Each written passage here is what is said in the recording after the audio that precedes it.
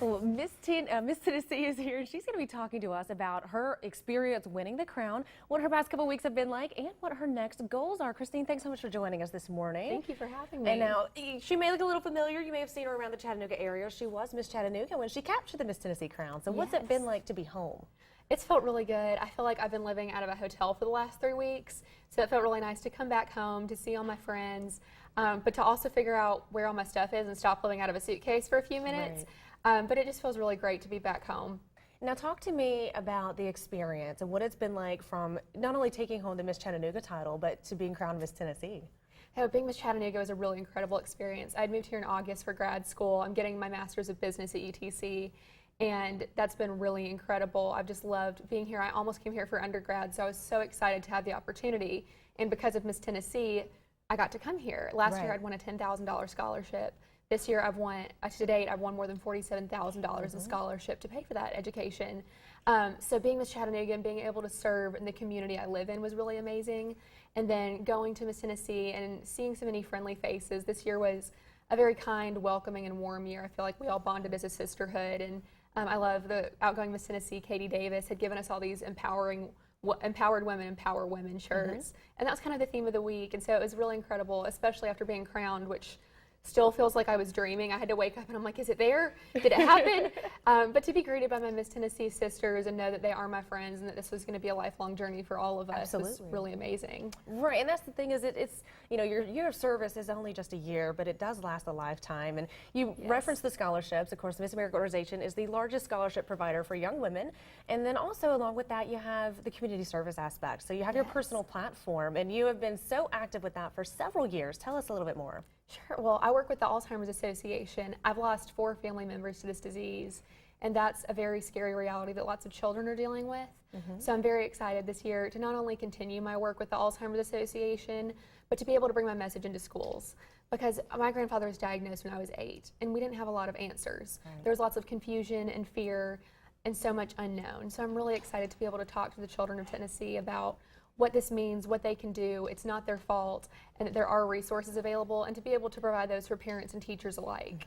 And part of that job as Miss Tennessee is being the spokesperson for, you know, Governor Haslam or whoever our next new governor is the Character Counts program. So what character trait did you select for this year? I'll be talking about respect. So I'll be traveling more than 80,000 miles, speaking to hundreds of thousands of school children, which I'm really excited about. About respect, respecting ourselves and making wise choices on social media, diet, exercise, respecting our families, and that's how I tie in my message of Alzheimer's, but then also respecting our friends, and that's where I talk about anti-bullying and continuing the governor's anti-bullying program, and to be an upstander, not a bystander. Absolutely. Okay, so exciting. Miss America's coming up in just a couple of months. Just 2. I know. How has it been? I know you've had to dive straight into preparation. What are you looking forward to? Well, I know it's a marathon of 2 weeks. When we get there, the final night is September 9th on ABC, so I hope you all tune in. Absolutely. But I'm really excited to get to know everyone. Even being in the group chat with all the state title holders has been so exciting. Last year I was first runner-up, and so it was kind of strange and exciting that the first runner-ups across the country kind of started to follow each other and form this bond, and it was really precious when Miss Texas, Madison Fuller, won. She was the first runner-up last year, and I was like, yes, girl, we did it. And it was this really incredible sisterhood moment. But to get to see everyone, to go to Atlantic City, to be on the iconic boardwalk, and to walk down that famous runway with the giant Miss America crown above it, I'm so excited. I just can't wait to see the statue in person. I know. Iconic statue.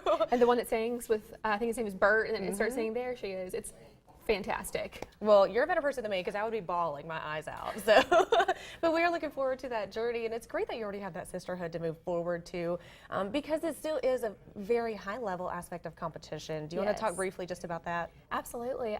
One of the things I think that was so important in Miss Tennessee this year to all of us, and definitely has been a part of my journey over the last 5 years, is that while you're competing with all these girls, you're competing with them, not against them. It's so much of an individual sport, and to embrace one another and not to try to compare yourselves, but to celebrate each other, especially because you've all worked so hard for a full year.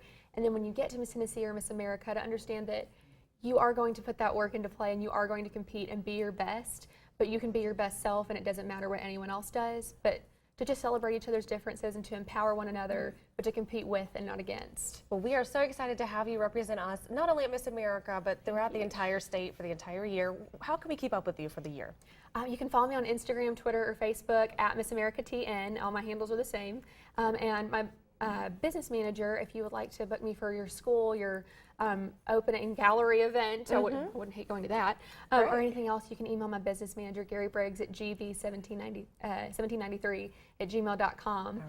I would love to come back. I love being back home whenever I can. Well, yes, anytime you're back home, you just give me a call. We'll always have room for you, especially after you win Miss America, right? Hey, fingers crossed, that would be great. Well, you are going to do great representing the state, and we're so excited for you and your year ahead. And I can't wait to keep up with it. So, guys, make sure you follow her on Facebook, Twitter, and Instagram. You can do a lot of fun and exciting things. Thank you so much. Christine, thank you for having me. Best of luck if I don't talk to you before. Yes, All thank you. I appreciate it.